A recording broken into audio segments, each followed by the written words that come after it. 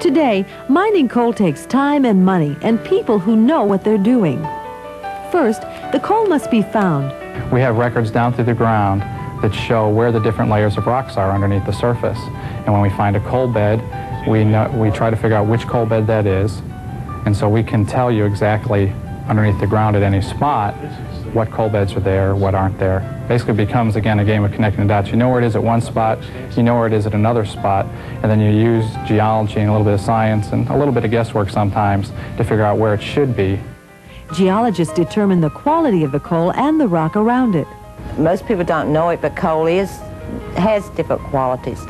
The majority of the utilities look for the parameters of moisture, which is how wet it is, and ash, which is how much ash content it has, what doesn't burn.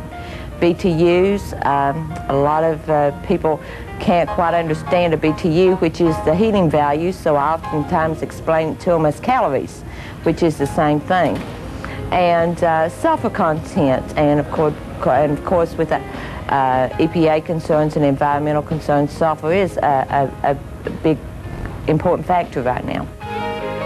Second, because mining affects so many things, it can take 2 years or more of planning before the mining actually begins. Detailed plans for mining, for safety and ventilation, for protecting the environment, and for what to do with the land after mining must be approved before mining starts. One of the most important parts of coal mining is what to do with the land after the coal is taken out. This is called reclamation. Reclamation starts with planning well before mining can begin. In the pre-planning, what we do is we go out and we actually do surveys. We take samples of the water before the mining begins, the wells, people's wells in the area, and also the streams.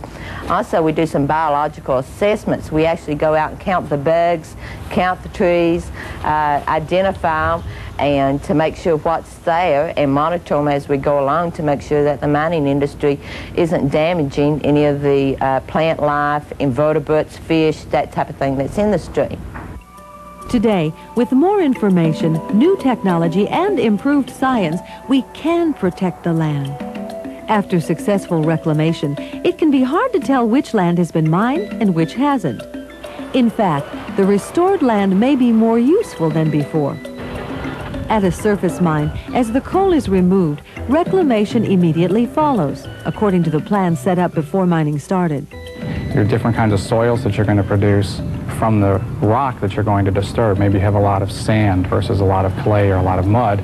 That can help you plan what type of plants you're going to seed, for instance, in a surface mine afterwards. Water quality is constantly checked to protect water supplies and reduce pollution. The overburden is pushed back into the mine with giant bulldozers, then contoured for water drainage and to blend with the landscape. The topsoil is prepared for planting, and the reclaimed land is managed for many years. We think we're a good citizen, just like farmers, and using the land and putting it back for future uses.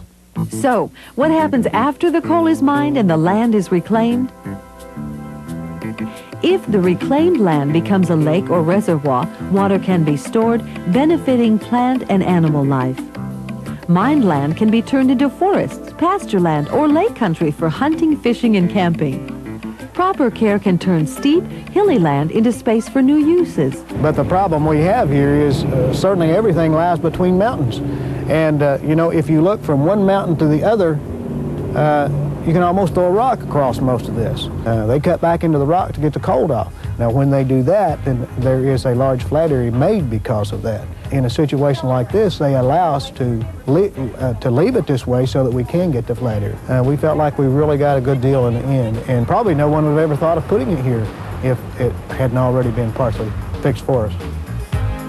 The people of Kentucky are able to use the level land for everything from airports to schools, all because of proper reclamation.